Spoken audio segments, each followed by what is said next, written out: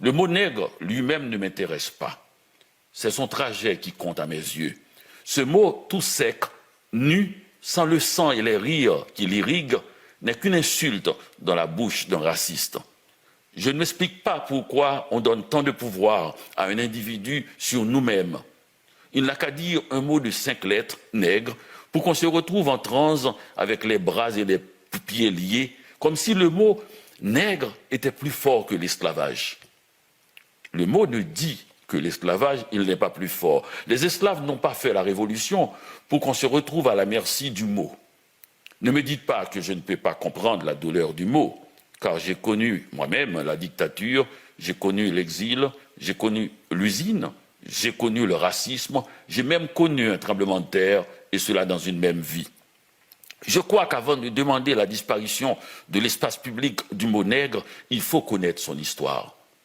Si ce mot n'est qu'une insulte dans la bouche du raciste, il a déclenché dans l'imaginaire des humains un séisme.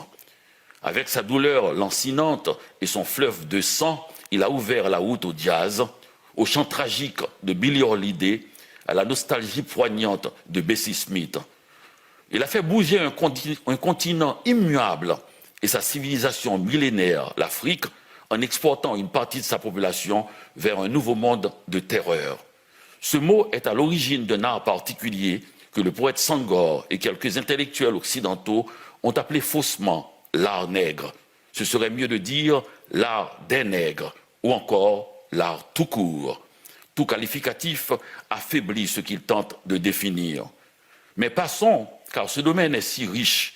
Dans le seul domaine de la littérature, on n'a aucune idée du nombre de fois qu'il a été employé.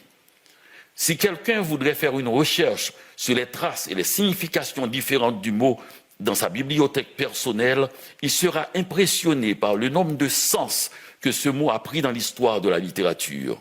Et il comprendra l'énorme trou que sa disparition engendrera dans la littérature. La disparition du mot nègre entraînera avec lui un pan entier de la bibliothèque universelle. Notre blessure personnelle et nos récits individuels ne font que lui donner de l'énergie pour continuer sa route. Ce n'est pas un mot, c'est un monde. Il ne nous appartient pas d'ailleurs. Nous nous trouvons simplement sur son chemin à un moment donné. Il a permis la révolution à Saint-Domingue, Haïti, en devenant notre identité américaine. On a capturé des hommes et des femmes en Afrique qui sont devenus des esclaves en Amérique, puis des nègres quand Haïti est devenue une nation indépendante, et cela par sa constitution même. On ne va pas faire la leçon aux glorieux combattants de la première révolution de l'histoire. Si le mot révolution veut dire chambardement total des valeurs établies, celle de l'esclave devenu libre en est la plus complète. Le nègre Toussaint Louverture, le nègre Jean-Jacques Dessalines, le nègre Henri Christophe et le nègre Alexandre Pétion ont fondé Haïti le 1er janvier 1804 après une effroyable et longue guerre coloniale. Alors, quand un raciste m'apostrophe en nègre, je me retourne avec un sourire radieux en disant « Honoré de l'être, monsieur ». De plus, Toussaint puis Dessalines ont fait entrer le mot nègre dans la conscience de l'humanité en faisant un synonyme du mot homme. Un nègre est un homme, ou mieux, tout homme est un nègre.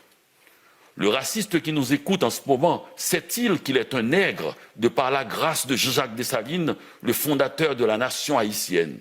C'est par cette grâce qu'un nombre de blancs ont été épargnés après l'indépendance d'Haïti. C'est par cette grâce que tous les Polonais vivant en Haïti pouvaient devenir séance tenante des nègres, c'est-à-dire des hommes. Connaissez-vous une pareille révolution du langage? Le mot qui a servi à asservir l'esclave va libérer le maître. Mais pour qu'il soit libre, il faut qu'il devienne un nègre. D'où la phrase magique « Ce blanc est un bon nègre, épargnez-le ». Vous comprenez qu'un tel mot va plus loin qu'une douleur individuelle et que si nos récits personnels ont une importance indéniable, ils ne font pas proie face à l'histoire. Une histoire que nous devons connaître puisqu'elle nous appartient, que l'on soit un nègre ou un bon nègre. Cette plaisanterie d'une hypocrisie insondable du N-word est une invention américaine comme le hamburger et la moutarde sèche. Et j'espère que nous aurons le courage de l'effacer du visage du glorieux Jean-Jacques Dessalines, fondateur de la nation haïtienne dont on disait qu'il était le nègre fondamental. Merci, Dany. Merci. Et c'est un texte que vous avez écrit cette semaine? C'est un texte que j'ai écrit il y a 1 heure. Il y a 1 heure? Eh bien, on va le garder. Vous allez me l'envoyer?